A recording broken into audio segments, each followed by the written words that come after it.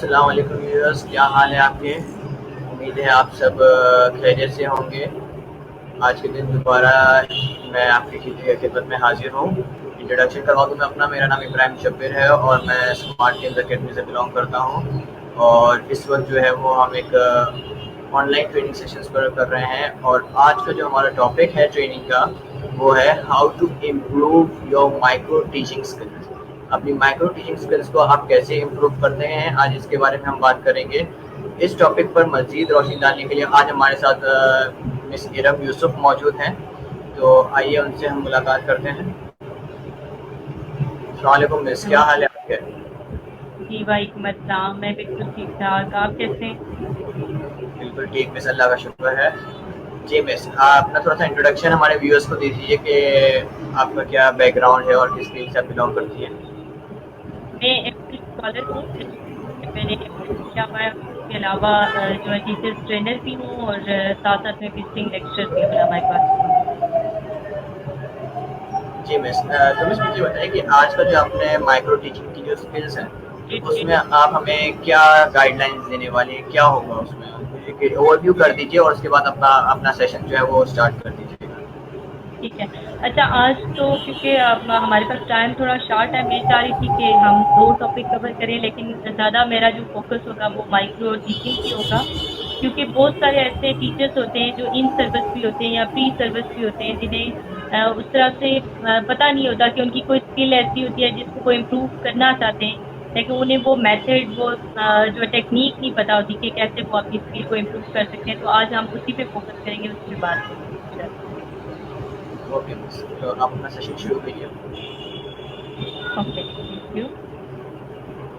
बिस्मिल्लाहिर्रहमानिर्रहीम। आज का हमारा टॉपिक है माइक्रो टीचिंग। अब माइक्रो टीचिंग, सबसे पहले हम इसका इंट्रोडक्शन करेंगे कि माइक्रो टीचिंग आखिर होती क्या है। बेसिकली ये एक ऐसी टेक्निक है कि जब भी कोई टीचर है, चाहे वो प्री सर्विस टीचर है, चाहे वो इन सर्विस टीचर है, इवन दो के जो स्टूडेंट्स होते हैं वो भी अपनी किसी स्किल को इम्प्रूव करना चाहते हैं, तो उसके लिए उन्हें टेक्निक का नहीं पता होता कि हम कैसे जो अपनी स्किल को इम्प्रूव कर सकते हैं, हम कैसे जो बहुत प्रो एफिशिएंसी से जो वो कम्युनिकेट कर सकते हैं। उसके अलावा आप क्वेश्चन आंसर का जो सेशन होता है, मोस्टली लोग ये होता है कि बहुत ज़्यादा उसमें फ़ियर उनको फ़ील हो रहा होता है कि मैं कैसे जो क्वेश्चन आंसर करूँगा, या फिर जो सब्जेक्ट मैटर नॉलेज होता है, मोस्टली लोग ये होता है कि बहुत अच्छी तरह से अपने टॉपिक को एक्सप्लेन नहीं कर पाते। हालाँकि उनके पास बहुत ज़्यादा नॉलेज होता है और वो एक्सप्लेन करना भी चाहते हैं, लेकिन उसके बावजूद जो है अक्सर उनसे जो स्टूडेंट हैं वो कंप्लेन करते हुए नज़र आते हैं कि हमें समझ नहीं आई, या फिर उस तरह से एलेबोरेट नहीं कर पाता टीचर। तो आज उसके मैं आपको स्टेप्स जो है इंशाल्लाह इस सेशन में हम कोशिश करेंगे कि उसको हम पूरी तरह से जो है यहाँ पे डिस्कस करें। और मुझे यकीन है कि जितने भी लोग जो है हमें सुन रहे हैं, तो वो यकीनन इस स्किल को इम्प्रूव करने में जो है उनको बहुत ज़्यादा हेल्पफुल होगा। अब माइक्रो का मतलब ही क्या होता है कि किसी भी चीज़ को थोड़ा छोटा करके पेश करना। अब क्लासरूम में अगर हम नॉर्मली देखते हैं तो हमारा 40 मिनट का हमारा तकरीबन जो क्लास होता है, जो स्टैंडर्ड टाइम है सारा पाकिस्तान का, तो उसमें तकरीबन 40 मिनट में ये होता है कि आपको क्लास को क्लोज़ करना होता है। उसके अंदर आपने जो होमवर्क भी उनका लेना है बच्चों का, आपने उनको फीडबैक भी देना है, आपने उसी के अंदर जो उसकी प्रेज़ेंटेशन भी करनी होती है। लेकिन जो स्टूडेंट आपके सामने बैठा होता है, वो कभी भी उस तरह से आपको एक्सप्लेन नहीं कर पाता, चाहे वो टीचर से अगर उसको कोई कंप्लेन भी है, तो वो शाय होता है। हमारे यहाँ मतलब हमारी सोसाइटी में इतना ज़्यादा ब्लंट नहीं है हमारे स्टूडेंट्स के, वो टीचर की वीकनेस को उस तरह से बता सकें। अब जो माइक्रो टीचिंग होता है, इसमें बेसिकली क्या होता है कि आपकी क्लास को मिनिमाइज़ कर दिया जाता है। चाहे उसकी स्ट्रेंथ है, तो वो सिर्फ़ और सिर्फ़ 5 टू 10 जो स्टूडेंट्स आप बिठा सकते हैं वहाँ पे। जो इतना हो कि जो टीचर है वो बहुत ईज़िली अपनी जो भी बात है, जो भी उसका लेक्चर है, उसको वो अच्छी तरह से डिलीवर कर पाए। अब वहाँ पे क्या होता है कि एक्सपर्ट्स बैठे होते हैं। अब वहाँ पे एक कैमरा लगा होता है। अब ये होता है कि मैं अगर आपको एक अपना एक्सपीरियंस मैं शेयर करूँ, तो एक बार ऐसा हुआ कि हमें डिबेट कॉम्पिटिशन था और मुझे लग रहा था कि म जो हमें परफेक्टली जो अपनी जो वो स्पीच कर रही हूँ, इसमें कोई करेक्शन की शायद गुंजाइश बाकी नहीं है। तो अब हमारे जो डायरेक्टर थे, तो उन्होंने मुझे कहा कि आप एक दफ़ा इस तरह करें कि आप इसको रिकॉर्ड कर लें। रिकॉर्ड करके तो सुने, उसके बाद जो आप अपने ओवरव्यू हमारे साथ शेयर करें, आप बताएँ कि आपकी कौन-सी मिस्टेक्स हैं ऐसी। तो जब मैंने उसको रिकॉर्ड करके दोबारा से जो है मैंने खुद ही सुना, तो मुझे यूँ लग रहा था कि मैं बिल्कुल सिफ़र पे खड़ी हूँ। और मुझे जो है नहीं पता, और हमारे यहाँ सबसे ज़्यादा ये ट्रेंड है भी है कि हम अपनी मिस्टेक को, चाहे हम टीचर्स भी हैं, तो हम अपनी मिस्टेक को एक्सेप्ट नहीं कर रहे होते। हम मोस्टली जो है देखिए हमारी मूवमेंट होती है क्लास में, हम बहुत ज़्यादा मूव कर रहे होते हैं, चाहे आगे पीछे जा रहे होते हैं, कुछ भी है, वो अब साउंड पिच उस तरह से स्टूडेंट जो है उन तक नहीं पहुंच पाती, स्टूडेंट जो अफेक्टिवली हमारा जो लेक्चर है वो डिलीवर नहीं हो पाता। इसके लिए माइक्रो टीचिंग जो स्किल है ये टोटल 20 मिनट्स में है। जो जो भी हमारे साथ व्यूवर्स हैं जो सुन रहे हैं, वो जो इसको नोट भी कर सकते हैं, साथ साथ इनके स्टेप्स मैं आपको शेयर करूंगी। सबसे पहले इसमें होता है कि आपको एक स्किल चुननी पड़ती है, just one skill in one lecture. आप एक से ज़्यादा जो आपकी जितनी भी मतलब स्किल्स हैं उनको आप नहीं ले सकते। चाहे मैंने आपको पहले ही बताया कि एक्सप्लेनिंग का जो आपकी है वो स्किल आप ले सकते हैं। आप इवन कि हमारे जेस्चर होते हैं जो अब आप देखिए हमें जो आधी से ज़्यादा हमारी जो बॉडी लैंग्वेज होती है ना वो उसको बता रही होती है कि मैं क्या कम्युनिकेट मोस्टली ये होता है कि आप वर्बली ना भी कर रहे हों, तो आप जो है वो जो नॉन वर्बल जो आपकी स्किल्स होती हैं उनके ज़रिए बहुत सारा चीज़ें आप कन्वे कर रहे होते हैं। जैसे अभी मैं आपसे बात कर रही हूँ, साथ-साथ जो है मेरे जेस्चर्स चेंज हो रहे हैं, किसी चीज़ पे अगर मैंने एम्फसाइज़ करना है उसको मैं स्ट्रेस फुल वे में आपसे मैं जो वो बात करूँगी। अब ये सारी चीज़ें सबसे पहले क्या होगा, आपको अपनी स्किल जो जिसकी आपको लगता है कि आपके अंदर वीकनेस है, as a teacher, as a person, even कि एज़ अ पर्सन भी, ये ज़रूरी नहीं है कि कोई टीचर है तो उसी को लग रहा है मेरे अंदर ये चीज़ जो है वो कहीं न कहीं जो मेरी वीकनेस है। तो अब वो क्या करेगा कि अपनी एक स्किल को उसके लिए चूज़ कर लेगा पहले, कि मुझे किस स्किल पे जो है काम करना है। अब उसके बाद वो क्या करेगा कि उसके लिए प्लानिंग करेगा। जैसे नॉर्मली होता है आजकल आपको पता है कि बैकवर्ड जो लेसन प्लान है वो बहुत ज़्यादा जो है इन है, बैकवर्ड के ज़रिए वो ये है कि आपको तकरीबन 90% आपको काम बाहर से करके लेके जाना पड़ता है, क्लासरूम के बाहर से। उसके बाद ये होता है कि आप क्लासरूम में जाते हैं तो जस्ट आपकी प्रेज़ेंटेशन होती है और स्टूडेंट्स का फीडबैक इवन कि उन्हीं से आप प्रेज़ेंट करवा रहे होते हैं। उसके लिए सारा आपको एक पूरा होमवर्क जो है वो करना पड़ता है, जो नॉर्मली आजकल स्कूल्स में, कॉलेजेस में इवन के बाउंड है हम लोग। मैं खुद यूनिवर्सिटी में लेक्चरर हूँ, तो हम बाउंड हैं कि हमने जितने आपने वीक में लेक्चर देने तो उसको पहले से आप प्री प्लान करेंगे, इवन कि उसकी एग्जांपल्स भी आप प्री प्लान करेंगे कि आपको ऑन द स्पॉट ऐसा ना हो कि वहाँ पे आप एक्सप्लेन तो बहुत अच्छा कर रहे होते हैं, लेकिन जैसे मैंने आपको कहा था कि आपके पास 40 मिनट होते हैं और टीचर्स को समझ नहीं आ रहा था मैं इस 40 मिनट में मैं क्या करूँ। मैंने होमवर्क भी चेक कर लिया, मैंने स्टूडेंट से फीडबैक भी ले लिया, तो अब मैंने क्या करना है? उसके लिए ये होता है कि आप प्रॉपरली पहले क्या करते हैं, उसको लेसन को प्लान कर लेते हैं कि आपके पास वहाँ पे प्रेज़ेंट करने के लिए जस्ट 6 मिनट। जब आप माइक्रो टीचिंग में करते हैं तो आपके पास ज़्यादा से ज़्यादा जो वो 5 से 6 मिनट आपके पास होते हैं, उसके ज़रिए क्या करते हैं, आप जो भी अपनी स्किल है उसको जाके आप ऑन बोर्ड जाते हैं। इवन कि ब्लैक बोर्ड राइटिंग का बहुत इश्यू होता है। हमारे मैथमेटिक्स के हम मुझे अपने टीचर्स का याद है कि हमारे जो मैथ के टीचर होते थे तो वो मोस्टली क्या करते थे कि जब भी वो होता था वो कभी ब्लैक बोर्ड के आगे खड़े हो जाते थे, कभी उनकी राइटिंग ऐसी होती थी कि हमें समझ नहीं आती थी। और मैंने बताया कि हम उस सेटअप में कि जहाँ पे हम टीचर को बिल्कुल सामने उसको कोई क्रिटिसिज्म नहीं कर रहे होते, स्पेशली यूनिवर्सिटीज़ में तो बिल्कुल ही नहीं कर रहे होते, क्योंकि आपके मार्क्स और ये वो सारी चीज़ें होती हैं। अब उसमें क्या होता है कि आप उसके अंदर रिकॉर्ड करके देखेंगे कि मैं जब पढ़ा रहा हूँ, ब्लैक बोर्ड पे लिख रहा हूँ। अच्छा, मोस्टली टीचर क्या करते हैं, बहुत ज़्यादा फोकस कर रहे होते हैं कि ब्लैक बोर्ड पे लिखना, लिखना, लिखना, वो भर के चले जाते हैं। लेकिन उसके बावजूद इवन कि प्रेजेंटेशंस का आप देखिए, हमारे पास प्रेजेंटेशंस होती हैं, कुछ 50 स्लाइड्स की होती हैं, कुछ 60 स्लाइड्स की होती हैं। उसमें से इवन कि टीचर को खुद नहीं पता होता कि उसने जो है वो किस चीज़ पे उसने फ़ोकस करना है, क्या वो खुद भी डिट्रैक्ट हो जाता है।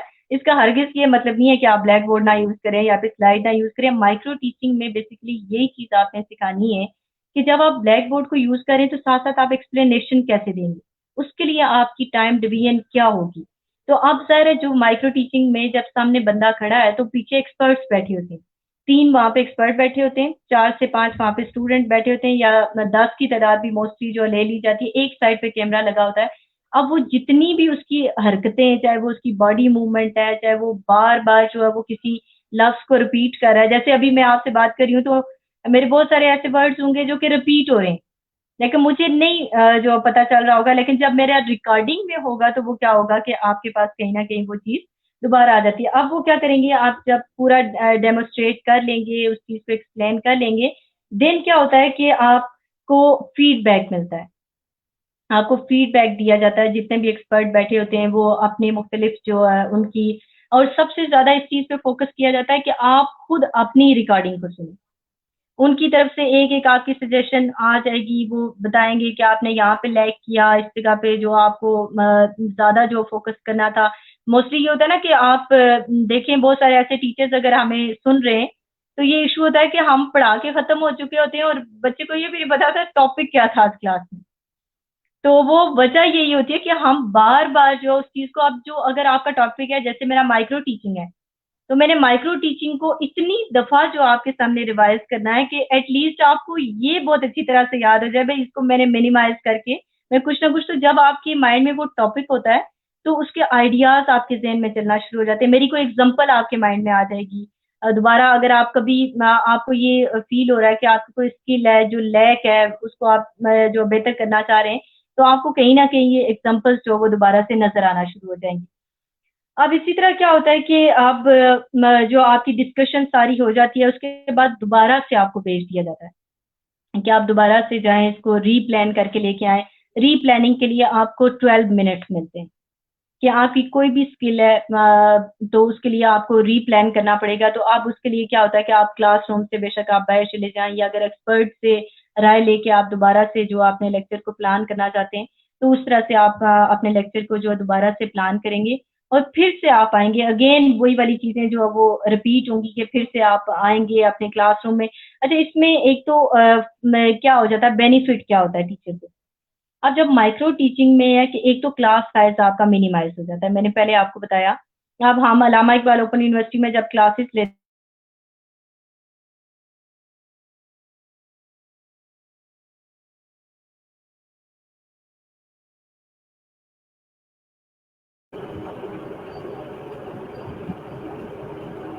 हेलो,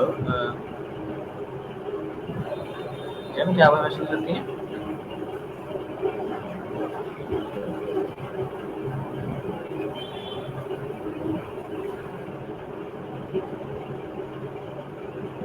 हेलो, आई थिंक शायद कुछ नेट इशू हुआ होंगे। जी, जी, वो नेट शायद डिस्कनेक्ट हो गया। ओके। अच्छा जी। तो अब इसमें क्या होता है कि मैंने आपको बेनिफिट्स बता रही थी कि एक टीचर के लिए क्या बेनिफिट है इसका माइक्रो टीचिंग का। तो सबसे पहले ये होता है कि उसका जो क्लास साइज़ है वो स्मॉल हो जाता है।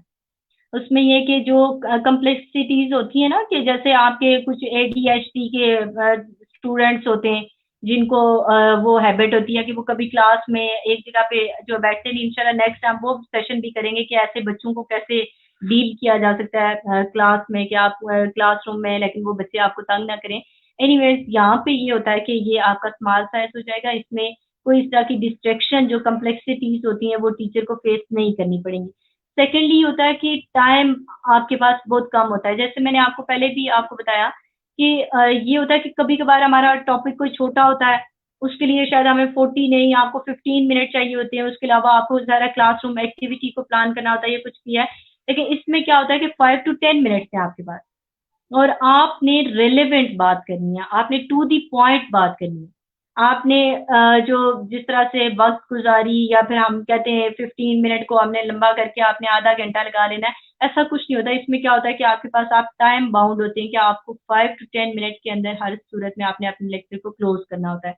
देन आपका टॉपिक साइज़, टॉपिक, अच्छा, आप ये करेंगे कि इसमें टॉपिक वो चूज़ करेंगे जिस तरह की आपको स्किल की आपके अंदर वीकनेस है। फॉर एग्जाम्पल, हमारे यहाँ एक वीकनेस है कि हमें ये नहीं पता होता कि मैं टेस्ट जो है वो रेलेवेंट टेस्ट कैसे दूँ।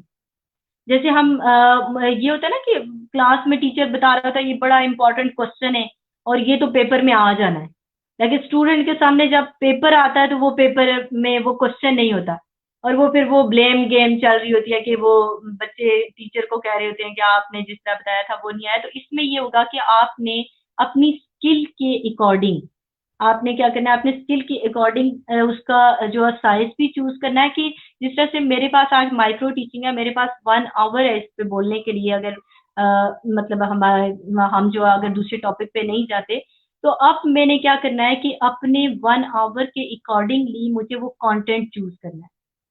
और सबसे ज़्यादा जो टीचिंग में मैटर करता है कि आपका कंटेंट कैसा है। इवन कि टीचर जब गुफ्तगू कर रहा होता है तो उसकी इफेक्टिवली उस चीज़ को आप कैसे एक्सप्लेन कर सकते हैं, वो यकीनन आपको कहाँ से पता चलेगा, जब आपने कंटेंट रेलेवेंट कंटेंट जो है वो चूज़ किया होगा। और स्पेशली आपके वर्ड्स जो होते हैं, ये बड़ा स्टूडेंट पे असर अंदाज होते हैं। स्टूडेंट बड़ा आपको कॉपी कर रहा होता है। इवन कि हम कहते हैं आज का स्टूडेंट नहीं कॉपी करता, आजकल इंटरनेट का दौर है। उसके बावजूद जो आप ग्राउंड रियलिटी देखें, तो जो टीचर फिजिकली उनके सामने प्रेजेंट होता है, प्रेजेंट कर रहा होता है, उसको वो ज़्यादा आइडियलाइज़ करते हैं। इवन कि वो कह रहे थे सर आप नोट्स दे दें, हालाँकि उसके अगर आप देखें तो नेट पे हर तरह का आपको जो वो नोट्स मिल जाएँगी सारी चीज़ें, लेकिन वो आपकी, मैंने पहले कहा, आपकी फिजिकल अपीयरेंस, आपकी बॉडी लैंग्वेज, आपकी जो गुफ्तगू का उतार-चढ़ाव है, ये सारी चीज़ें कंटेंट के साथ मैच होना बहुत लाज़मी होती है। तो इसमें क्या करेंगे आप, एक तो स्मॉल साइज़ का जो टॉपिक है वो चूज़ करेंगे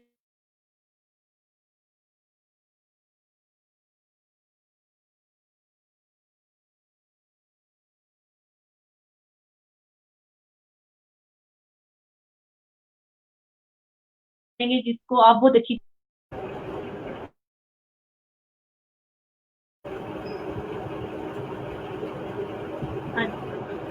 हाँ अगर आपको ये लग रहा है कि क्वेश्चन आंसर का जो सेशन होता है वो मोस्टली जो है मैं स्टूडेंट को टाल रहा होता हूँ या फिर मुझे नहीं पता चल रहा होता है, तो वो सबसे पहले मैंने आपको बताया कि आप जब भी टॉपिक को अपने को प्रिपेयर कर रहे होते हैं, उसके अंदर आपने कंटेंट को चूज करना है। या फिर मोस्टली ये होता है कि जैसे अभी मैं माइक्रो टीचिंग के बारे में मैं पढ़ रही थी, तो उसमें आपको ये भी पता होना चाहिए, जैसे मैंने पढ़ा कि 1963 में जो प्रैक्टिकली जो अनाउंस हुआ कि टीचर जो अपनी एबिलिटीज को जब अगर इनहेंस करेंगे, तो उसके लिए लाजमी है कि हमें कोई ना कोई ऐसी स्किल होनी चाहिए कि जिसमें, आप देखिए कोर्सेज करना बहुत मुश्किल होता है, उसमें टाइम ड्यूरेशन आपका 1 ईयर का या कुछ भी है। और ये मोस्टली हम क्योंकि एम एजुकेशन की वर्कशॉप करवाते हैं या बी एड की वर्कशॉप करवाते हैं, उसमें हम माइक्रो टीचिंग को बाकायदा प्रैक्टिस करवाते हैं कि कोई स्टूडेंट है जिसकी आवाज उस तरह साउंड पिच ठीक नहीं है, तो अब उसको क्या किया जाता है, सबसे पहले थोड़े स्टूडेंट दिए जाते हैं ताकि उसमें उसका कॉन्फिडेंस बहाल हो। अब उसके बाद क्या होता है, अच्छा आप देखें कि आवाज़ ऊँची कब होती है? जब आपके पास आपको ग्रिप होती है अपनी चीज़ पे। जब आप कॉन्फिडेंटली, आपको पता होता है कि भई मैं जो कह रहा हूँ तो वो मैं ठीक कह रहा हूँ।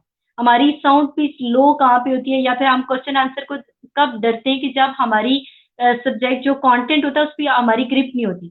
वी आर नॉट श्योर कि ये जो मैं कह रहा हूँ वो ठीक है या नहीं है। आपको वहाँ पे ये मौका मिलता है कि आप अपने टॉपिक साइज़ को चूज़ करके आप उसके मुताबिक पहले खुद से क्वेश्चन आंसर करें। सबसे अच्छा ये है कि जब आप इसके लिए लेक्चर को प्लान करें, तो देखें कि जब मेरे सामने मेरा टीचर ये प्रेज़ेंट कर रहा है, तो मेरे माइंड में कौन-कौन से क्वेश्चन आ सकते हैं। अब जैसे हमारा माइक्रो टीचिंग है, तो यकीनन आप सामने बैठे हैं, आपको ये माइंड में आ रहा होगा कि इसका फर्स्ट स्टेप क्या होता है। और अगर फर्स्ट स्टेप का मुझे अगर स्टूडेंट पूछता है कि सर मैंने अगर लेसन को प्लान करना है तो मैं कैसे करूँगा? आप मुझे बताएँ। या मैंने एक्सपर्ट को चूज़ करना है तो मैं कैसे एक्सपर्ट को चूज़ करूँगा? अच्छा, एक्सपर्ट्स कौन लोग होते हैं? या तो आपकी जो फ़ील्ड है उससे रिलेटेड जो आपके सीनियर लोग हैं। अगर आप किसी स्कूल में इस चीज़ को प्रैक्टिस कर रहे हैं, ये बहुत ही आसान सी प्रैक्टिस है जिसके लिए आपको बहुत ज़्यादा ना तो कहीं जाने की ज़रूरत है, यानी ना आपको टाइम जो है वो चाहिए, ना बहुत ज़्यादा आपको पैसे चाहिए। बस आजकल मोबाइल हर एक के पास है। मोबाइल आप सामने उसको रिकॉर्डिंग पे लगा दें और उसके बाद आप उस चीज़ को गो थ्रू करें कि आपका जो भी एक्सपर्ट बैठा है, तो वो भी आपकी हेल्प भी कर सकता है। अगर आपके पास जो कैमरा मौजूद नहीं है, आपके पास कोई मोबाइल है, तो आप अपने स्टूडेंट को सामने जो है वो खड़ा कर सकते हैं, जो कि मोबाइल फ़ोन पे। अब क्या होता है कि इसमें जब आप फिर सेकंडली आपके माइंड में ये क्वेश्चन आएगा कि अगर जो है मुझे मुझे कैसे पता चलेगा कि मेरी स्किल जो है वो कौन-सी अच्छी नहीं है। तो जहाँ पे आप क्लास में आपको लगता है ना कि आपको फुल स्टॉप लग गया था। जिसके बाद आपको ये लगा कि भई किसी तरह से टाइम खत्म हो जाए क्लास का, या मैं भाग जाऊँ, या फिर आप जिस चीज़ पे हम हाइपर होना शुरू हो जाते हैं। मोस्टली ये होता है ना, क्वेश्चन आंसर का सेशन आता है तो टीचर, मैंने अपनी स्टूडेंट लाइफ में भी देखा है, टीचर हाइपर होना शुरू हो जाता है कि मुझसे कोई क्वेश्चन ना कर ले, हालांकि उसे ग्रिप होती है, उसे ज़ाहिर है वो एक्सपर्ट होता है, लेकिन उसके बावजूद वो क्वेश्चन आंसर से डर रहा होता है। इसके लिए बहुत ज़रूरी है कि आप माइक्रो टीचिंग का जो यूज़ करें। आप 20 मिनट की एक प्रैक्टिस है, उसको आप ये जो वो करेंगे तो उससे क्या होगा, आपको फ़ायदा होगा कि नेक्स्ट टाइम जब आपकी रिकॉर्डिंग को आप देख रहे होते हैं, हम मोस्टली क्या कर रहे होते हैं कि आपने कभी बालों को छेड़ रहे हैं, कभी हम जो है वो जेस्चर अपने बना रहे हैं।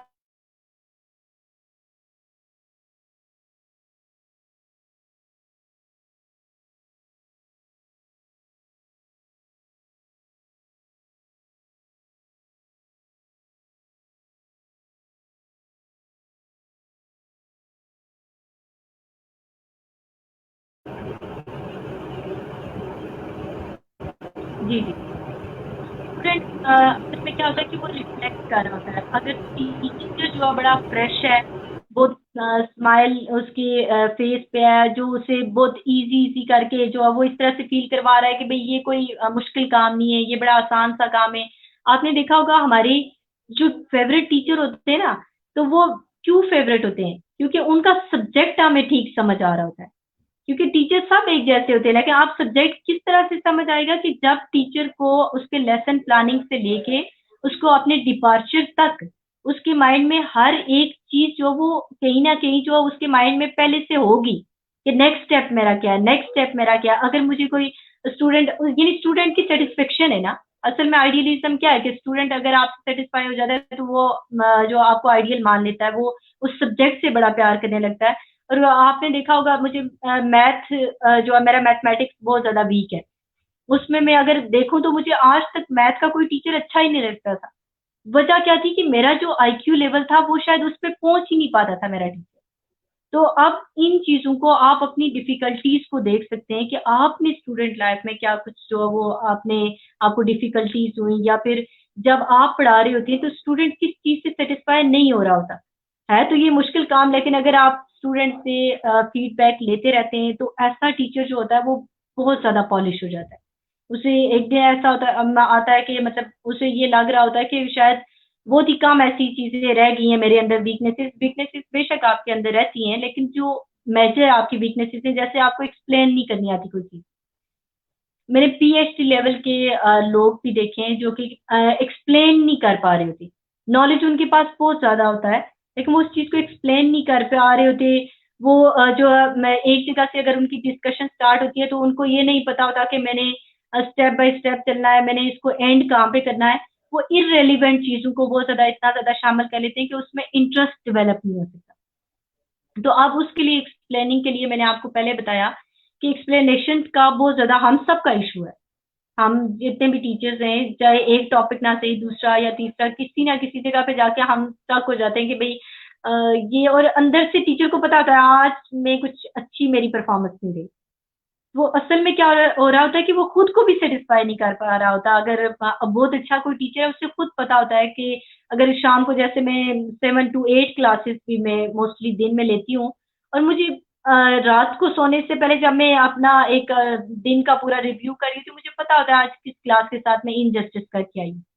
और वो इनजस्टिस क्या होता है कि जब आप अपने माइंड में उस चीज़ को रिव्यू कर रहे होते हैं, आप खुद नहीं सैटिस्फाई हो रहे होते।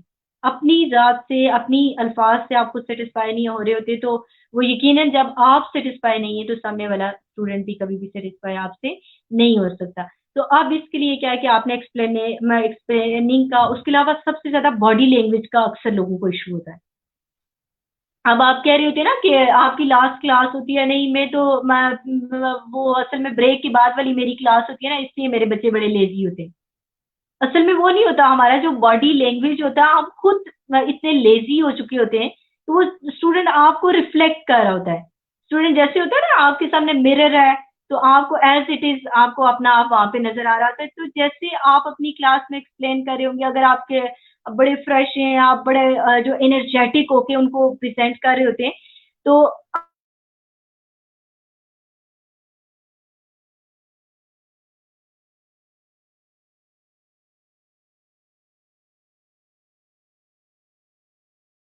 आप मैंने ऐसे अल्लाह रखा साहब एक उनकी एज तकरीबन 82 ईयर्स वो ओल्ड थे। अल्लामा इकबाल ओपन यूनिवर्सिटी इस्लामाबाद में मोस्टली लोग जो है उनको जानते भी होंगे।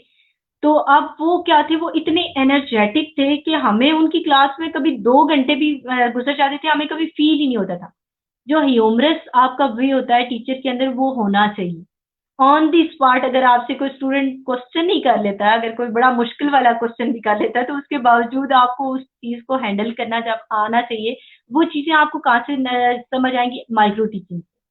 जब आप इस स्किल पे फोकस करेंगे, जब आप अपने उस चीज को रिकॉर्ड करेंगे, बार बार उस चीज को सुनेंगे, इवन कि अगर आपके पास एक्सपर्ट्स नहीं भी हैं उसके बावजूद, जैसे अभी मैं और आप यहाँ पे जो बैठ के हम लेक्चर दे रहे हैं, तो अगर हम इस चीज को साथ साथ हम रिकॉर्डिंग कर रहे हैं, तो कल शायद हमारा सेशन होगा इससे बहुत बेटर होगा।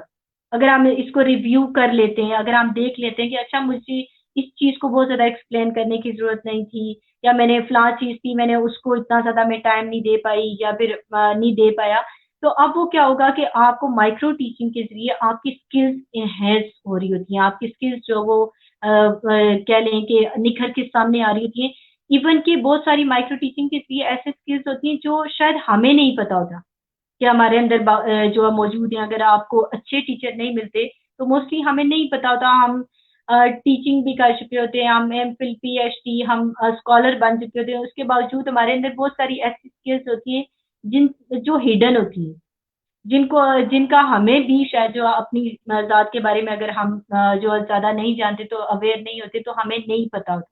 तो अब उसके लिए क्या होता है कि आपने इसको टॉपिक को, आपके कंटेंट को, और सबसे ज़्यादा आपने अपनी वीकनेस को, अगर कोई हमारे साथ ये शेयर कर दे कि उसके अंदर क्या वीकनेस है, तो उस पे हम मज़ीद जो है वो बात कर सकते हैं, ज़्यादा इसको हम एक्सप्लेन कर सकते हैं। अगर आपके पास कोई इस तरह का क्वेश्चन आ रहा है तो आप ज़रूर जो है मेरे साथ शेयर कर लें, क्योंकि मुझे नहीं नज़र आ रहे, कोई इस तरह के कमेंट्स नहीं नज़र आ रहे। मेरा एक सवाल ये है कि जैसे माइक्रो टीचिंग जो आप बात कर रही है, तो माइक्रो टीचिंग के अंदर जो है वो एक हमें फियर होता है कि देखिए अगर टीचिंग अगर मैं कर भी रहा हूँ तो एक ऑब्जर्वेशन हमारे पास कहलाती है। अब कुछ लोग जब मेरी क्लास में आके बैठते हैं तो मेरा तो ऑलरेडी पोटेंशियल जो होता है वो डाउन हो चुका होता है, यार मुझे देखने के लिए 3 लोग आ चुके हैं। आप कह रहे हैं कि अगर एक्सपर्ट को माइक्रो टीचिंग के अंदर बुलाया जाए तो वो जो तकरीबन 10-20 मिनट जो आप मुझे कह रही है उसमें 10 मिनट तो मुझे अपने आप को पहले वो कॉन्फिडेंस में लेने के लिए हो जाएंगे कि मैं जो है वो कर सकता हूँ, मैं ये कर सकता हूँ, क्योंकि सामने एक्सपर्ट्स बैठे हैं, जाहिर सी बात है वो मेरी हर गलती पॉइंट कर रहे होंगे, और वो गलती अगर मुझे सबके सामने बताएंगे या कहीं भी बताएंगे तो वो मुझे बोले यार मेरे लेसन प्लान में ये चीज़ें रह गई, ये खामियां रह गई। और वो जाहिर सी बात है मुझे अगर सेकेंड ट्राई भी अगर दिया जाता है तो बच्चों को या जो सामने मेरे ऑडियंस होगी उनको पता चलेगा यहाँ ऐसे कहीं गड़बड़ की थी, इसको इसलिए सेकेंड चांस दिया गया। तो एक फियर आ जाता है हमारे पास, और वो फियर जो है वो हमें शायद जो है वो कंट्रोल नहीं होता हमारे पास, जिसकी वजह से जो है वो अगर हम बहुत अच्छी भी माइक्रो टीचिंग कर रहे होंगे तो शायद वो लैकिंग आ जाएगी। वो थोड़ा सा भी सामने एक्सपर्ट्स बैठे हैं, ये हो रहा है वो हो रहा है, तो इस वजह से इसमें क्या टिप्स होंगी हमारे लिए कि हम इस फियर को कैसे जो टारगेट करें? हाँ, बिल्कुल ऐसा क्या है, जैसे मैंने आपको पहले कहा कि इसमें ऑडियंस ना कोई स्पेसिफाई नहीं होती कि भाई आपने इसी लेवल का बंदा बिठाना है। अगर आप अपने कोलीग्स के साथ जो जिनके साथ आप फ्रैंक हैं, जो आपको पसंद है, जिनका आपको पता है कि भाई कुछ होते हैं ना, कुछ ने तो कीड़े निकालने होते हैं, तो उन्होंने निकालने हैं, उन्होंने चाहे आप बहुत अच्छा भी कर रहे हैं तो उन्हें, आपने सबसे ज्यादा ये देखा कि सिंपैथेटिक वे, या कोई आपका प्रिंसिपल है, या फिर आपके कोलीग होते हैं, इवन कि जो आपके सीनियर्स होते हैं। आपने पीयर टीचिंग के बारे में सुना होगा पंजाब में, बल्कि ये काफी अच्छा अब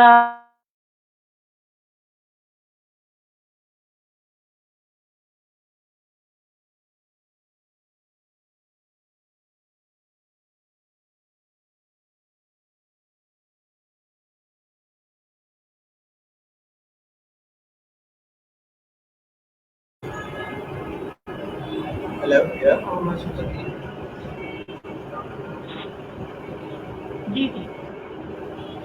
जैसे वो आई थिंक आपका थोड़ा तो नेट हाँ, इशू हो रहा है, जैसे बंद हो जाता है। हाँ, अब आप ये कि आप अपने स्टूडेंट्स को ना लें, आप अपने कोलीग्स को जो है सामने बिठा सकते हैं। 4 to 5% जो आपके सामने बैठे होने चाहिए। अगर आप उनके साथ कंफर्टेबल नहीं है, तो मैंने आपको बताया कि ये आप ना मतलब अपने ऑफिस में बैठ के, अपने घर में बैठ के, कुछ लोगों के साथ बैठ के जो है इस चीज को आप इम्प्रूव कर सकते हैं। तो आप अपने घर के, अगर आपके फैमिली मेंबर हैं कोई, लेकिन उस जो आपका टॉपिक है या आपका सब्जेक्ट है उसका समझ होना चाहिए। जैसे अब मैं अपनी अगर फैमिली की बात करूं तो हम सारे डिफरेंट फील्ड्स के हैं। तो हमें एक दूसरे की किसी को कुछ समझ नहीं आएगी अगर मैं उनके सामने एक्सप्लेन करी हूँ। आपके सामने जो बंदा बैठा होना चाहिए वो एटलीस्ट इस लेवल का हो कि वो आपको समझ सके, आपकी बात को जो वो समझ सके। और एक्सपर्ट ऐसे हों, एक्सपर्ट हमेशा ऐसे लोग आपके होने चाहिए जो कि आपके लिए ना हमदर्दी रखते हो, जिन्हें वाकई में वो आपके अंदर चेंज लाना चाहते हो। तो मोस्टली ये होता है कि जो आपका प्रिंसिपल होता है, मैंने देखा है, आप पता नहीं शायद हमारे प्रिंसिपल बहुत अच्छे हैं मुझे इसलिए लग रहा है, लेकिन ये होता है कि वो अगर वो बैठे हों तो उनके सामने अगर आप एक्सप्लेन कर रहे हैं तो वो आपको ज्यादा अच्छी तरह बताते हैं कि इस तरह से आपका करियर बहुत अच्छा बूस्ट आप कर सकते हैं, यूं आपको पुश।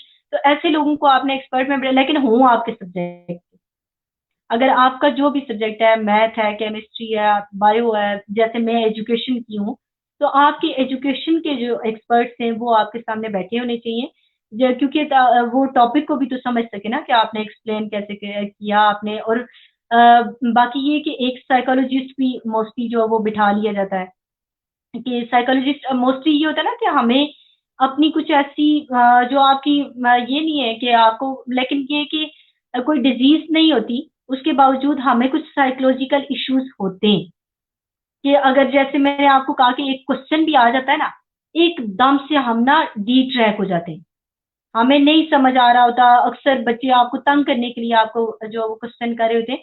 इन चीजों को मिनिमाइज करने के लिए, ये जितनी भी आपकी जो गलतियां हैं इनको दुरुस्त करने के लिए ही माइक्रो टीचिंग है। और सबसे आसान तरीका मैंने आपको बता दिया कि आप क्या कर सकते हैं। अपने ही मोबाइल फोन को सामने रखा, सामने ब्लैक बोर्ड लगाया, वहां पे आपने जो आपने टॉपिक को एक्सप्लेन करना शुरू किया। और सबसे अच्छे तो जो ऑब्जर्वर है आप खुद हैं, सबसे बड़े एक्सपर्ट आप खुद बैठे होते हैं। और सबसे ज्यादा आई थिंक कि इंसान को खुद पता होता है कि मैं कहाँ लैग कर रहा हूँ, मैंने किस जगह पे। और एज अ टीचर मैं आपको बताऊं ना कि अगर आपने जो टीचिंग की फील्ड में बहुत अच्छा एक्सपर्ट बनना है, या आप ये चाहते हैं कि लोग जो हैं वो आपके साथ जो है वो अ, आप जैसे मतलब हमारी फील्ड है तो हमारे बहुत सारे एक्सपर्ट्स हैं, तो उनमें से सबसे अच्छी पहचान बनाने के लिए आपके जरूरी क्या है कि अपने टीचर आप खुद बने। आप डेली का अपना काम जो है वो डेली आए, देखें, रात को जो है वो रिवाइज करें। और कभी भी विदाउट किताब को देखे, विदाउट टॉपिक को देखे कभी क्लास में आए। यूं आपकी जो सेल्फ रिस्पेक्ट होती है ना, एक तो आप दूसरे की नजर में तो बना ही नहीं पाते, तो अपनी नजर में जब आप गिर जाते हो फिर आप डीमोटिवेट होना शुरू हो जाते हो। फिर आपको ये लगता है कि जैसे अभी आपने कहा कि इंसान के अंदर एक फियर होता है सबसे ज्यादा, मतलब अगर आपको लग रहा है कि मेरे अंदर कॉन्फिडेंस नहीं है, तो आप जान के उन लोगों के सामने बोलें जिनको आपको लगता है कि भाई मैं नहीं कर सकता इनके सामने। तो अगर आप ऐसे लोगों के सामने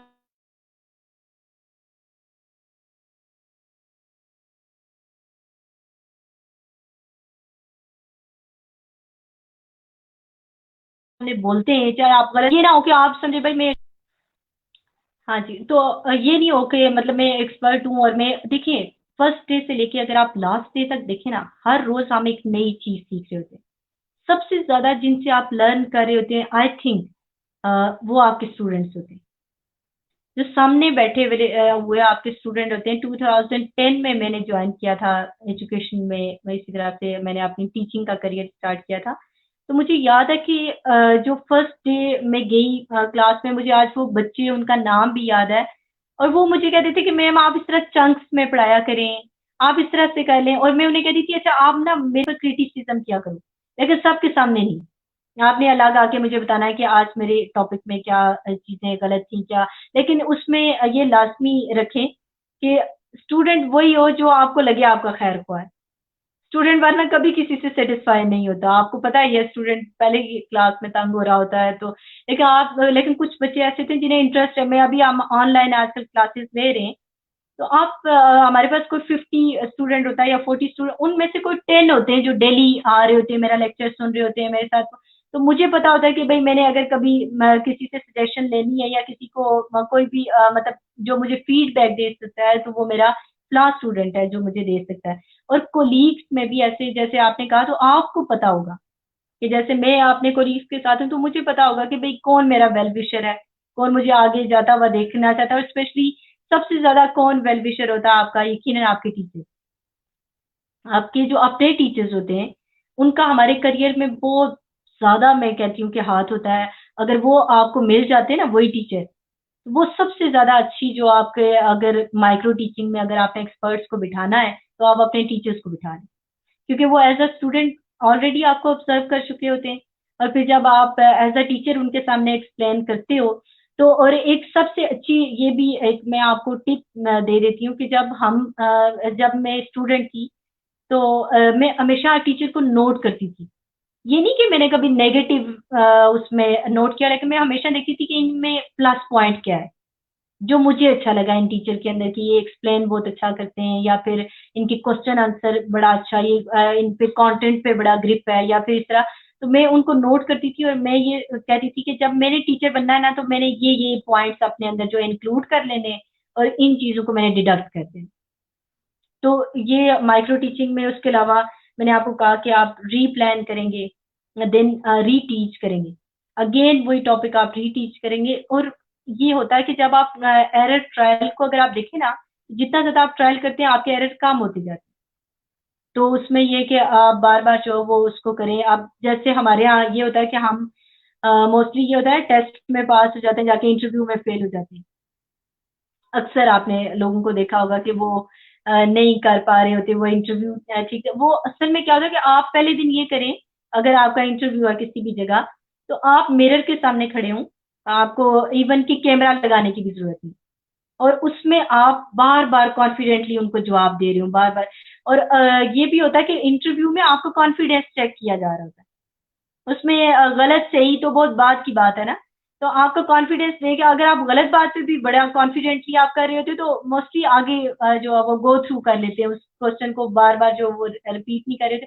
लेकिन जब आपके अंदर फ़ियर आ जाता है, तो सामने वाला फिर वो अगर कोई आसान सा क्वेश्चन भी करेगा, वो भी आपको मुश्किल लगता है। इस तरह से। और माइक्रो टीचिंग में बेसिक इसका पर्पस होता ही क्या है कि आपने अपनी स्किल्स को इम्प्रूव करना है। एज अ टीचर आपके अंदर जितनी भी, अगर आपको कोई लग रहा है कि मेरे अंदर ये वीकनेस है, एज अ पर्सन अगर आपको लग रहा है, आप एक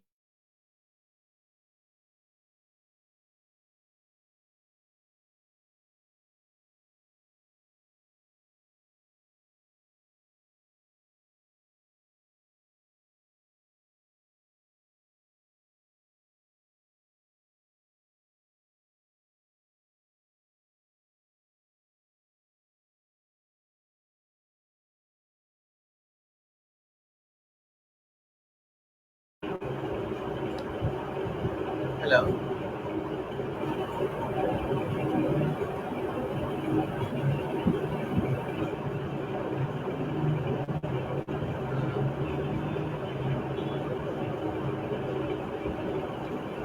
जी, जी। तो मैं बता रही थी कि अगर आप किसी भी फील्ड से हैं, तो आप माइक्रो टीचिंग के ज़रिए अपनी स्किल्स को एनहांस कर सकते हैं। आप जो है बार-बार इस चीज़ को प्रैक्टिस करके। और ये होता है कि हर एक जो भी टीचर बन रहा होता है, उसको प्री सर्विस ट्रेनिंग में बहुत कुछ सिखा दिया गया है। उसमें कोई एक आध वीकनेस रह जाती है, 8-10 वीकनेस अगर आप कह लें। जैसे स्ट्रेटेजीज़ हैं आपकी, क्लासरूम स्ट्रेटेजीज़ हैं। अगर पाकिस्तान की बात करें तो मोस्टली हमारी 102 टीचिंग स्ट्रेटेजीज़ हैं जो हम इम्प्लीमेंट कर रहे हैं। अगर आप लेसन प्लान की अगर आप बात करें, तो लेसन प्लान ये है ना, जैसे आपने कहा फ़ियर। फ़ियर आपको कब होता है? जब आपको कायदा-गौशी का स्किल्स का नहीं पता था। जब आपको जो आपके लेसन प्लान है उनके बारे में नहीं पता।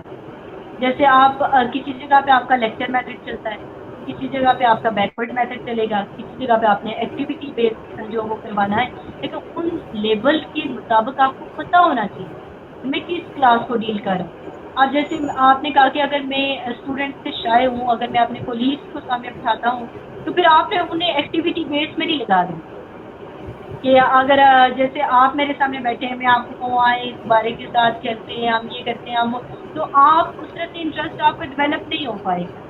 ज़्यादा क्या होता है, इफेक्टिव क्या होता है कि आप उस लेवल को, सामने वाले के लेवल को देखें, उसकी एज को देखें। तो मैं हमेशा ये बात अपने सेशंस में कहती हूँ कि जो टीचर है ना, उससे बहुत अच्छा नफ्सियात दान होना चाहिए।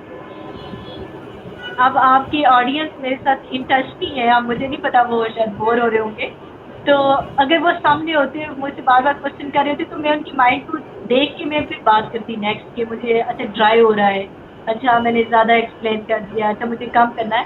तो सामने वाला जब आपके सामने बैठा होता है, आप तो क्योंकि इतनी अच्छी तरह से हामी भर रहे हैं, मुझे लग रहा है मैं बहुत अच्छा कर रही हूँ।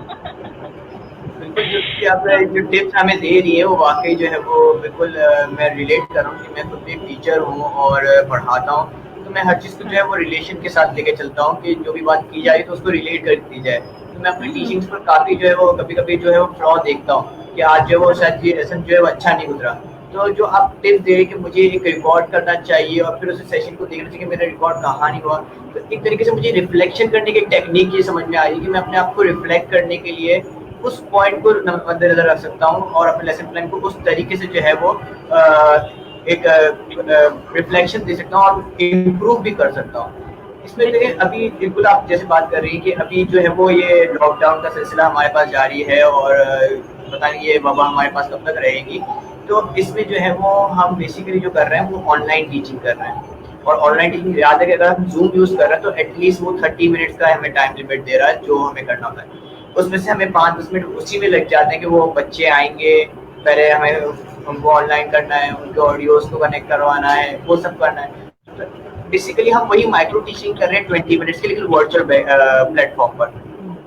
तो बिल्कुल वही ये जो टिप्स आप दे रही हैं बिल्कुल हमें मद्देनजर रखनी चाहिए कि जब हम ये उस तरह की वर्चुअल चीज़ें भी कर रहे हैं तो उसमें इस तरह की इम्प्लीमेंटेशन हम कर सकते हैं कि वो सेशन बिल्कुल रिकॉर्ड हो सकता है। तो मैं उस रिकॉर्डिंग सेशन क्योंकि मेरे पास ऑडियंस जैसे ये हमारा सेशन है, हमारे सामने ऑडियंस तो नहीं है, एक मैं ही आपके सामने अभी नजर आ रहा हूँ, बाकी ऑडियंस नजर नहीं आ रही। तो बिल्कुल उसी तरह जो है मेरे सामने उसका एक बच्चा ही नजर आ रहा हो, बाकी नजर ना आ रहे हो, तो मैं अपने उस रिकॉर्डिंग सेक्शन से ही शायद जो है वो इम्प्रूवमेंट कर सकूंगा। तो I think it is also a level of micro teaching.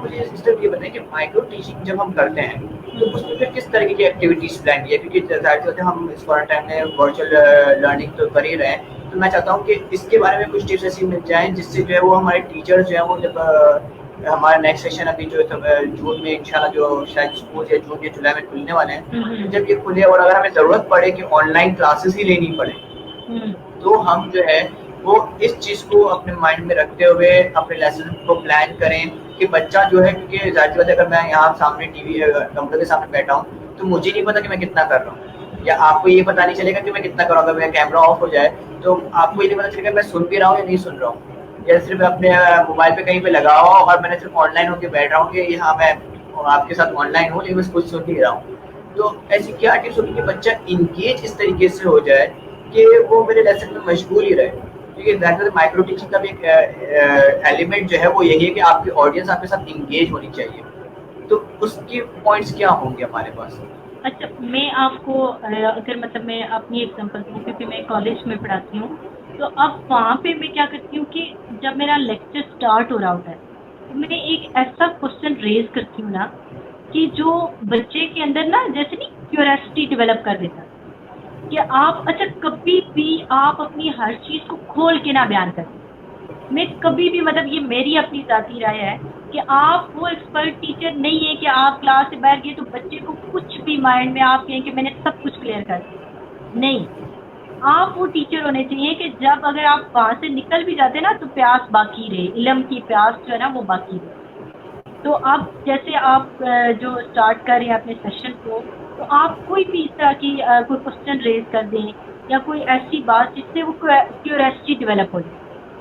अब आप जैसे मैं एक छोटी सी एग्जांपल देती हूँ, जैसे मैं आपको बताऊँ, हम अपने ऑडियंस को पहले कह देते कि ये जो अब आपका हमारा सेशन एंड होगा तो हमने एक ऐसी बात बतानी है जिसके बाद आप जैसा परफेक्ट टीचर कोई हो ही नहीं सकता। तो जिसने नहीं भी सुनना वो भी बैठ के सुनेगा, उसे लगेगा कि भाई शायद मुझे एक जुमले में कोई ऐसी बात मिल जाए कि जिसके बाद जो मैं 1 घंटे के बाद जो है अगर मैं उठूँगा तो मुझे कोई ना कोई चीज़ जो है मैं बड़ी अच्छी लेके चला जाऊँ।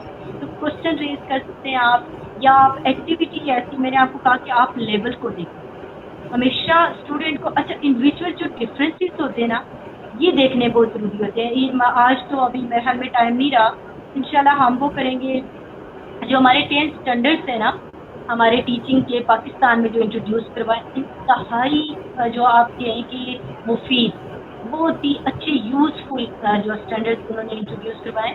बहुत ही मतलब लिमिटेड है। वो जो आपके 10th स्टैंडर्ड से अगर उस पे जो टीचर पूरा उतर सकता है ना, तो आई थिंक वो बच्चे को एंगेज करना उसके लिए कोई बड़ा मसला नहीं। तो अब जिस तरह से मैंने आपको बता रही हूँ कि कोई एक्टिविटी इस तरह की करें कि जिसमें नेक्स्ट लेवल का उन्हें ना पता हो कि क्या होना है, ताकि वो सिर्फ आपको सुने। जैसे मेरा सब्जेक्ट है जियोग्राफी, मैं जो पढ़ाती हूँ, या वो पढ़ा ना इस तरह का है कि आपके लिए ड्राई सा सब्जेक्ट है, अगर आपने भी कभी पढ़ा हो तो वो ऐसा नहीं है। आप उसमें मैं यूँ करती हूँ कि जैसे कि स्टोरी सुना रहे थे, इमेजिनेशन में लेके जाते हैं। भाई हम पहाड़ पे जाएंगे ना, तो वहाँ पे आपको पता है कि वहाँ पे एक दफ़ा मैं गई थी ऐसे पत्थर, और हमेशा आप अपनी एग्जांपल्स दें, और कभी भी आप ऐसी एग्जांपल्स ना दें। मैंने अपने टीचर्स को देखा है जो मुझे नहीं पसंद आती, अमेरिका की एग्जांपल, इंग्लैंड की एग्जांपल, तो वो जो फिनलैंड की एग्जांपल आ जाएगी। फिर मैं जिस जगह हूँ ना, मतलब मैं गांव में पढ़ा रही हूँ, तो मैं कहूँगी कि प्लांट घर में देखा है वो कितना अच्छा फ्रूट लगा।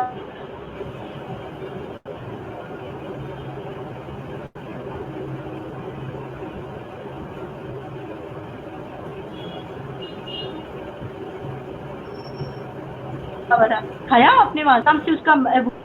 तो हमेशा स्टूडेंट का लिंक डेवलप करें, लोकल कंटेक्स्ट की एग्जांपल्स दें। बिल्कुल आप जो बिल्कुल फेक बनने की ज़रूरत नहीं है आपको। आसान जो आपकी लैंग्वेज होती है उसको इंतहाई सिंपल रखें। और पता है मैं क्या कहती हूँ, जब आपको लेक्चर ना प्रिपेयर हो तो क्या किया, इतनी मुश्किल लैंग्वेज में बात करके आए कि सामने वाला उसी को सोचता रहे ये क्या बात हुई।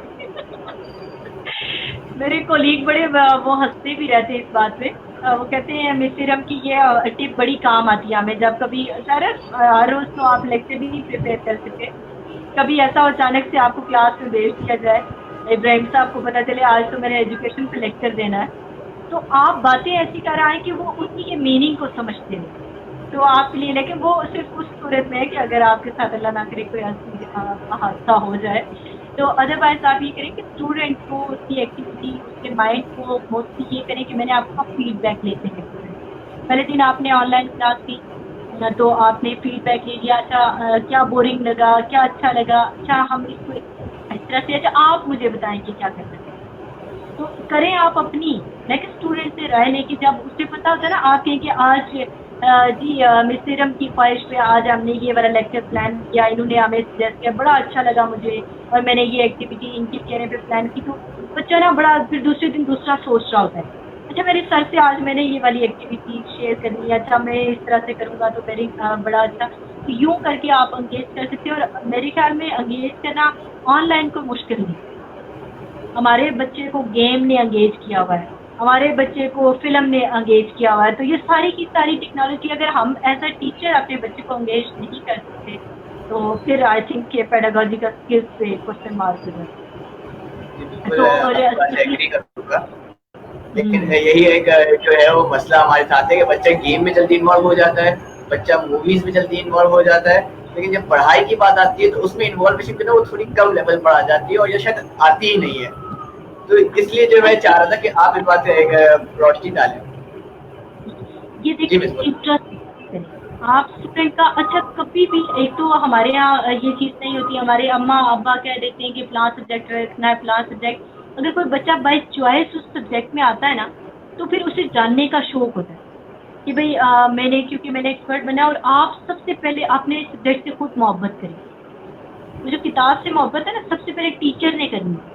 आप खुद उस सब्जेक्ट से फेड अप हुए हुए हैं, आपको खुद जो वो टॉपिक आपको बोरिंग लग रहा है, जैसे आप मुझे मैथ्स पढ़ाने के लिए कहेंगे तो आप यकीन करें आपकी क्लास खाली बैठी, मेरे पास कोई नहीं आएगा, क्योंकि मुझे नहीं इंटरेस्ट है उसमें, मुझे बिल्कुल प्यार नहीं है मैथ से। आज सबको ऑडियंस को भी पता चल जाएगा मुझे मैथ से प्यार नहीं है। तो अब उसमें क्या होगा कि सबसे पहले आप उस सब्जेक्ट से मोहब्बत करें। आप जो टॉपिक चूज़ कर रहे हैं उसको आप डिफरेंट एक्सपर्ट्स देखें कि फलां ने कैसे एक्सप्लेन किया, फलां ने कैसे एक्सप्लेन किया। मैं अगर बच्चों के लेवल पे जाके देखूँ, मतलब मैं कश्मीर में रहती हूँ, मुझे यहाँ के लोकल कंटेक्स्ट का ज़्यादा पता है, किस तरह की एग्जाम्पल से बच्चा ज़्यादा खुश होगा। अगर आप कराची में रहते हैं तो आपको वहाँ की मेंटल लेवल का ज़्यादा जो पता होगा। तो आप बच्चे को जैसे गेम में इंटरेस्ट वाला पता है ना, अगले लेवल पे जाने का, तो स्टडी में ऐसा टीचर इंटरेस्ट डेवलप करे कि उसे नेक्स्ट स्टेज पे शौक हो कि भाई आज मेरा ये स्टेज कंप्लीट हो गया है, अब मैंने कल ये वाला स्टेज। अच्छा हमारे यहाँ होता क्या है, मैं आपको सच बताऊं, है थोड़ी कड़वी बात है, हम टीचर भी टाइम पास कर रहे होते कि ये घंटा किसी तरह पास हो जाए। सर यूनिवर्सिटी ने मुझे कह दिया ऑनलाइन क्लास लेनी है, अब मुझे सर मुझे पे भी लेनी है, और आप कभी भी पैसे में मत तोलें।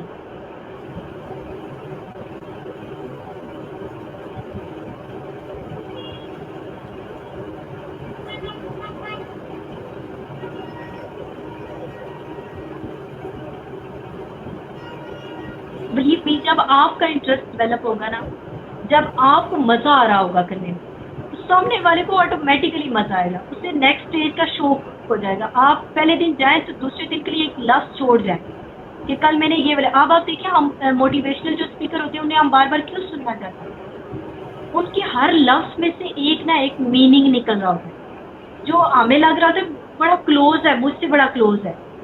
ये जितने आपके जो अब वो लिरिक्स लिखे जाते हैं, जो भी चीज़ है, हर चीज़ से ना हम अपने आप को रिलेट कर रहे होते हैं। आप अपने टॉपिक में इतना उसको इंटरेस्ट डेवलप करें। मेरा तो एजुकेशन जो सब्जेक्ट है, आई थिंक इतना इंटरेस्टिंग है, इसमें तो थाउजेंड्स अगर मतलब वो आप मुझे कहें कि आपने लेक्चर देने, तो शायद मेरे लिए बहुत ज़्यादा, क्योंकि इसमें आपका इंटरेस्ट डेवलप मतलब आपका इंटरेस्ट मैटर करता है कि आपका इंटरेस्ट कितना है, आप कितना ज़्यादा। और ऑडियंस तब एंगेज होगी जब आप मज़ा करें, जब आपको लग रहा होगा भाई मैं बहुत जो एंजॉय कर रहा हूँ, मैं कुछ सिखा रहा हूँ। तो सबसे ज़्यादा खुशी किस बात की होती है? जैसे अभी मेरा ये सेशन चल रहा है, मुझे खुशी इस बात की होती है जब मुझे फीडबैक बहुत अच्छा आएगा। किसी ने मुझे कोई कहा होगा ना, एक लफ्ज़ भी मेरी क्लास में, चाहे आप ही मुझसे शेयर करें कि फ़लाँ चीज़ थी, इससे पहले मुझे पता तो था, लेकिन उस तरह से मैं लेके नहीं चलता था। आज आपने बताया तो मेरी ये सेटिस्फेक्शन कि जब टीचर अपने आप को इस तरह से सेटिस्फाई करेगा, बजाय इसके कि वो टाइम पास कर रहा होता है या किसी भी चीज़ को। आज के टीचर के पास बहुत सारे मेथड्स हैं, बहुत सारे मेथड, हर एक मेथड अप्लाई करें। ऑनलाइन पे सबसे पहले तो आप 10-20 दिन ना अच्छा मेथड अप्लाई करें कि कौन सा टीचिंग मेथड है जिसको मैं बहुत अच्छी तरह से, लेकिन लेवल को देख के, इंडिविजुअल डिफरेंसेस को देख के कि हर बच्चा किस लेवल का आपके सामने बैठा हुआ है आपने। और हमारे क्योंकि ज़्यादातर दुनिया में आपको पता ही है, एक तो आपके IQ के हवाले से 3 हमारी कैटेगरीज होती है। एक स्लो लर्नर है आपके, एक आपके इंटेलिजेंट लोग आते हैं, सबसे ज़्यादा एवरेज है। इसलिए कोशिश ये करें, इंशाल्लाह आपने अगर मुझे कभी नेक्स्ट सेशन में इंशाल्लाह आपने अरेंज किया तो मैं ब्लूम टैक्सोनॉमी पे बात करूँगी। तो उसमें ये होता है कि आप ना हर एक के लेवल को देख के, तो आपने सबको साथ लेके चलना है। सबसे ज़्यादा आपने एवरेज वाली बातें शामिल करनी है, कुछ बातें आपने इंटेलिजेंस की भी शामिल करनी है, कुछ स्लो लर्नर की भी बातें कर लेनी है। तो फिर आपका हर बच्चा जो सामने बैठा हुआ है वो कहीं ना कहीं उसका इंटरेस्ट डेवलप हो रहा होगा। अच्छा भाई मेरी बात हो रही है, आप बार बार एक ये भी टेक्निक होती है कि बार बार ना उस बच्चे का नाम लेते रहे। जैसे आप मेरे सामने बैठे, मैं कहूँ अच्छा इब्राहिम, अच्छा अभी लेक्चर का क्या ये वो, और आपको नेम उनका पता होनी चाहिए। आपको इनके ज़रा, आप इससे पहले तो आपकी क्लास में बैठते रहे होंगे, तो आपकी उनको इंटरेस्ट का पता होता है। आई थिंक मोटिवेशन सबसे ज़्यादा है ऑनलाइन के लिए कि आप उनको मोटिवेट कैसे कर सकते हैं। जी बिल्कुल सीरम, आपके लिए देखिए, आपने बात की है कि आपको एक फीडबैक मैं आपके साथ शेयर कर रहा हूँ जो अभी अभी मेरे पास कमेंट में आया है कि जिस तरह आप अपने सेशंस में लिसनर्स का इंटरेस्ट डेवलप कर रही हैं, बिल्कुल वैसे ही जो है वो आप जैसे बात कर रही हैं वैसे ही आप अपना इंटरेस्ट जो है वो सेशन में जो लिसनर्स हैं हमारे उनका डेवलप कर रहे हैं। तो वाकई जो है वो आपके लिए तो ये फीडबैक जो है वो बहुत ही अच्छा होगा, और उम्मीद है कि आगे भी जो है वो इस तरीके से फीडबैक्स आपके लिए बहुत ही जो है वो उम्दा आते रहेंगे। ऊपर कुछ फीडबैक इस तरह के भी आपके आए हुए हैं कि गुड एफर्ट्स जो है वो हम कर रहे हैं, और जाहिर सी बात है कि वेस्टर्न वर्ल्ड जो है वो हमसे बहुत आगे निकल चुका है और हमें जो है बहुत पीछे आ गए, तो हमें उसको ओवर भी करना है। जहाँ तक टेक्नोलॉजी बहुत इन हो गई है, वहाँ हम टेक्नोलॉजी को अब इस लॉकडाउन के बेसिस पर इन कर रहे हैं, जबकि अगर ये में शायद लॉकडाउन ना हुआ होता तो शायद हम कभी जो है वर्चुअल क्लासरूम के अंदर आते ही नहीं, वो वर्चुअल चीजें समझते ही नहीं, और जिस तरीके से जो है वो ऑनलाइन क्लासेस कैसे लेनी चाहिए, कितनी इफेक्टिव हो सकती हैं ये ऑनलाइन क्लासेस, ये हमें शायद आज तक पता ही नहीं था। लेकिन अगर ये लॉकडाउन ना हुआ तो शायद हमें पता भी नहीं चलता। तो मैं तो ये बिल्कुल पॉजिटिव वे में लेता हूँ कि हमारा लॉकडाउन भी जो है वो हमें कुछ ना कुछ बहुत जरूर सिखा रहा है। तो ये भी एक तरह की हमारी माइक्रो टीचिंग ही हो रही है जो काफी लंबे अरसे तक हो गई है, जो अब टीचिंग में चल गई है, माइक्रो टीचिंग से टीचिंग पे आ गया, क्योंकि वो लॉकडाउन जो है वो थोड़े थोड़े अरसे में बढ़ता जा रहा है, तो वो जो है वो टाइम लिमिट जब बनता है तो वो दैट होता है वो माइक्रो टीचिंग की तरफ आ जाता है। अच्छा इब्राहिम, ये तो चले लॉकडाउन हुआ, अदरवाइज भी आप देखिएगा अब जो नेक्स्ट हमारी जनरेशन आएगी ना, तो वो सारी ये टेक्नोलॉजी बेस्ड ही स्टडी होगी। अब वो जो हम कहते हैं ना कि आप अब बाउंड नहीं कर सकते किसी को, इवन के पहले आपके इवन के अपने बच्चे होते थे ना, उन्हें आप बाउंड करते थे, अब आप उसको अब आपने हर चीज़ में इंटरेस्ट डेवलप करना है। अब जब तक ऑडियंस का इंटरेस्ट आपका रहेगा तो तब तक जो आप कह लें कि आप जो कामयाब हो सकते हैं, अदरवाइज तो अब बड़ा मुश्किल हो गया। मतलब एक तरह से फिजिकली ये था ना, टीचर में कल भी बात कर रही थी यूनिवर्सिटी में कि हम ना मतलब चला जाते थे अपने 40 मिनट को, अब ऐसा नहीं है। अब आपकी नोक जोक, आपके जेस्चर, आपकी हर चीज़ सामने वाला देख रहा है और आपकी रिकॉर्डिंग है उसको बार बार, जैसे अल्लाह ताला हमारी हर चीज़ को रिकॉर्ड कर रहा है ना, और हम समझ रहे होते हैं कि नहीं रिकॉर्ड हो रहा है, चलो आखिर पे हिसाब नहीं होना, जैसे वहाँ रिकॉर्ड हो रहा है सेम इसी तरह से। तो अब तो ज़्यादा कॉन्शियसली टीचर्स को अपने कंटेंट पे ग्रिप होना, आपके जेस्चर, आपकी हर चीज़, यही तो मायने नहीं रखेगी कि सामने वाले का इंटरेस्ट होना। बिल्कुल मैम, बिल्कुल मैं आपकी बात से एग्री करता हूँ इस चीज़ की कि ये बहुत ही ज़रूरी है और हमें इसको करना भी चाहिए। और हमें जो है ये जो आपने टिप्स हमें दी है माइक्रो टीचिंग की, क्योंकि जाहिर बात है हम टीचर्स हैं, हम जब ये बीएड या एमएड वगैरह करते हैं तो उसमें माइक्रो टीचिंग्स का एक मरहला होता है जो हमें करना होता है। तो आई होप कि जितने भी टीचर्स जो होंगे जो एजुकेशन बेसिस पर डिग्रीज हासिल कर रहे होंगे तो उनके लिए जो है ये एक बेनिफिशियल रहेगा आपका लेसन, जो आपने टिप्स दी हैं, जो हमें किस तरीके से माइक्रो टीचिंग को लेके चलना चाहिए, किस चीज़ों को माइंड में रखना चाहिए। और अगर मैं अपनी बात करूं तो मुझे आपसे काफ़ी कुछ जो है वो टिप्स अवेल हुई हैं और मैं कोशिश करूंगा कि इन टिप्स को जो है वो अपने रेगुलर लेसन्स के अंदर भी जो है इम्प्लीमेंट करूं और अपने रेगुलर लेसन्स को बिल्कुल जैसे आपने कहा कि रिकॉर्डिंग करके रिफ्लेक्शन करनी चाहिए और एक्सपर्ट्स पीयर टीचर्स जिनके साथ मेरे अच्छी कोलैबोरेशन हो उनके साथ, क्योंकि हम यही समझते हैं कि टीचर जो है वो एक लाइफ लॉन्ग लर्नर है, वो हमेशा एक दूसरे से सीखता है। और आपने जो बात की कि स्टूडेंट्स हमें जो है वो 90% सिखा रहे होते हैं, जबकि हम स्टूडेंट्स को सिर्फ 10% जो है सिखा रहे होते हैं, क्योंकि स्टूडेंट्स के पास अभी जो है वो पहले एक ज़माना था जब स्टूडेंट जो है वो बिल्कुल पैसिव मोड पर था, जहाँ आप ही सब कुछ उसको दे देते हैं। लेकिन आज जो है वो ज़माना और टेक्नोलॉजी और इंटरनेट इतना बढ़ चुका है कि बच्चे के पास उससे ज़्यादा अब आप जो नॉलेज दे रहे हो उससे ज़्यादा नॉलेज है। मैं अक्सर एक्सपीरियंस ये करता हूँ कि बच्चे जो है मुझसे क्लास में इस तरीके का सवाल पूछते हैं जो शायद मेरे दिमाग में नहीं होता, और फिर जो है मुझे वो शायद जो है उस वक्त जवाब देना पड़ता है, मुझे यही देना पड़ता है बेटा कि I do not know about this, I have to research about this. तो मुझे उस वक्त ये फील होता है कि नहीं, मैं जो पढ़ा रहा हूँ बच्चा मेरे उस लेवल से भी ऊपर है, तो मुझे इस बात का ख्याल रखना है कि मैं अपने लेसन्स को उस तरीके से प्लान करूँ कि वो थोड़े से अपर लेवल के भी जाएँ। तो बिल्कुल यही बात आपने हमें समझाई है, जो बहुत अच्छी तरीके से समझाई है। तो अगर और कुछ आप इसमें ऐड करना चाहें तो प्लीज़ गो अहेड, आप ऐड कर सकती हैं। Thank you so much. मैं तो आप लोगों का बहुत ज़्यादा शुक्रगुजार हूँ मैं आपकी कि आपने जो ये स्पेशली ऑनलाइन बहुत सारे ऐसे लोग हैं जिन्हें शायद ज़रूरत होगी, या इस तरह से अगर हम कुछ कतरा भी जो उसमें हमारी तरफ से एडिशन हो जाता है तो मेरे लिए बहुत बड़ी बात है, लेकिन आपके प्लेटफॉर्म पे आपने हमें मौका दिया, थैंक यू सो मच। तो इंशाल्लाह नेक्स्ट जो हमें पेडागोजी के हवाले से मैंने आपको कहा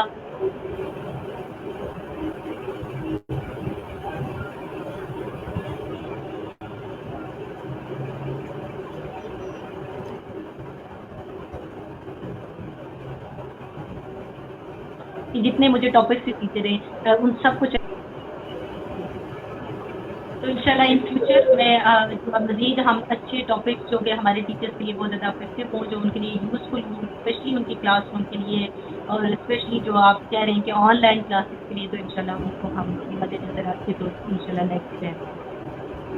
जी बिल्कुल मैम, मैं चाहूँगा कि आपने जो वो 10 स्टैंडर्ड्स की बात की है जो नेशनल करिकुलम हमारे पास मौजूद है टीचर्स के, मैं चाहूँगा कि हमारा जो नेक्स्ट सेशन हो तो उसमें आप उसके बारे में बात करें ताकि टीचर जो है उस 10 स्टैंडर्ड से, क्योंकि मुझे लगता है कि शायद जो है वो कुछ 100% में से 50 या 40% से टीचर होंगे जिसने वो पूरा करिकुलम पढ़ा होगा। बाकी में सिर्फ क्या होगा कि अपने कंटेंट की चीज़ें निकाली होगी और बस वो करिकुलम साइड पे रख दिया है, और उसको पढ़ने का हम जो है वो रिव्यू या तो पढ़ा भी होगा कभी तो रिव्यू नहीं किया होगा दोबारा, और क्योंकि उस चीज़ के रिव्यू कंटिन्यूसली होना चाहिए ताकि वो स्किल्स जो है वो हमारे अंदर डेवलप होती जाए तो मैं चाहूँगा कि उस पर जो है वो हम अगला सेशन आपके साथ प्लान करें, ताकि उस टेंथ स्टेटस को आप अपने और मैं क्लियर अपने करें। एक्सपीरियंस कुछ और भी शेयर करूँगी। अभी ये हमारा जो करिकुलम 1 जो है आपका सिंगल नेशनल करिकुलम जो अभी हुआ है, उसमें इसी जो करिकुलम था उसमें कश्मीर की तरफ से मैं ही रही थी। हम लोगों ने जो मिलके उसको रिव्यू किया, उसको हमने आगे सजेशंस भेजी। वो यकीनन वो इम्प्लीमेंट भी होंगी। उस पे भी इंशाल्लाह हम ज़रूर बात करेंगे उसमें, और यकीनन लोगों को, बहुत सारे लोगों को नहीं पता सिंगल नेशनल करिकुलम का, तो उस पर भी हम जरूर डिस्कस करेंगे, उसी में जो नेशनल स्टैंडर्ड्स के बारे में। ओके ओके मिस सीरम, मैं सारे व्यूअर्स की तरफ से आपका शुक्रिया अदा करता हूँ कि आपने इतनी जो है वो इन्फॉर्मेशन हमें प्रोवाइड की। इतना इंटरेस्टिंग आपका सेशन रहा माशाल्लाह से, कि मुझे खुद भी जो है वो 2 मिनट के लिए भी ऐसा नहीं लगा कि मुझे कहीं इधर से उधर जो है वो कुछ काम करना चाहिए। इनिशियली जो होता है मेरा जो फैसिलिटी को मुझे आपके जो भी चीज़ें हैं वो आगे फिर शेयर करनी होती हैं, व्यूअर्स लाने होते हैं। तो आज मुझे ऐसा लगा कि मुझे व्यूअर्स की ज़रूरत नहीं, बल्कि व्यूअर्स खुद ही आ जाएंगे और मैं सिर्फ आपका बैठ के सिर्फ सेशन सुनता रहा हूँ। तो काफ़ी इंटरेस्टिंग और काफ़ी जो है वो मुझे इंगेजिंग आपका सेशन लगा है। So thank you so much. हमारे व्यूअर्स ने भी आपको एंजॉय किया होगा। बिल्कुल जी, आपके लिए तो स्टैटिक रेट जी बिल्कुल बिल्कुल मिस। ठीक है miss, so thank you so much. अपना ख्याल रखिएगा और इंशाल्लाह जो है वो हम आपके साथ नेक्स्ट सेशन इंशाल्लाह बहुत ही जल्द जो है प्लान करेंगे। इंशाल्लाह इंशाल्लाह। Thank you so much. Thank you. Thank you जी व्यूअर्स, तो उम्मीद है आपको आज का सेशन बहुत पसंद आया होगा और आपने काफ़ी इंजॉय भी किया होगा और काफ़ी कुछ चीज़ें सीखी भी होगी। तो इसके साथ ही अब मुझे इजाज़त दीजिए। इंशाल्लाह कल आपके साथ एक नए सेशन के साथ हम मिलेंगे विद सम न्यू टॉपिक्स। और कल जो हमारा जो टॉपिक है वो इनिशियली मैं आपको थोड़ा सा गाइड कर दूँ कि कल के टॉपिक में हमारे पास जो है वो हम ये बात करेंगे कि आप अपने कॉन्फिडेंस को कैसे बिल्ड करेंगे और अपने फियर को कैसे डिफीट करेंगे। 2 चीज़ों पे हम बात करेंगे, बिल्डिंग कॉन्फिडेंस, और नंबर 2 होगा कि डिफीट योर फियर। तो प्लीज़ हमारे साथ बने रहिएगा और आपकी जो है पेरेंट्स जो है जो आपके हमें काफ़ी ज़रूरत है, ताकि हमारे जो ट्रेनर्स हैं उनकी हौसला अफजाई हो सके और इस तरह के जो इन्फॉर्मेटिव सेशंस हैं उससे आप और हम दोनों एक दूसरे से जो है वो फ़ायदा हासिल कर सकें। तो मुझे इजाज़त दीजिए। टिल देन अपना ख्याल रखिएगा और stay safe, stay home. Thank you. अल्लाह हाफ़िज़।